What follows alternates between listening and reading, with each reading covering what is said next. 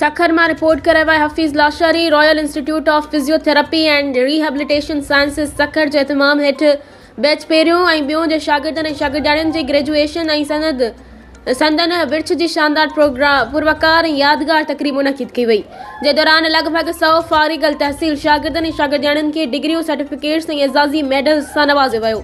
तकरीब में उस्तादनि, वालिदैन, मुअज़्ज़िज़ मेहमाननि, सहाफ़ियुनि ऐं तिबी शोबे से लागापिल नाले वारनि शख्सियतुनि वॾे अंग में शिरकत कई।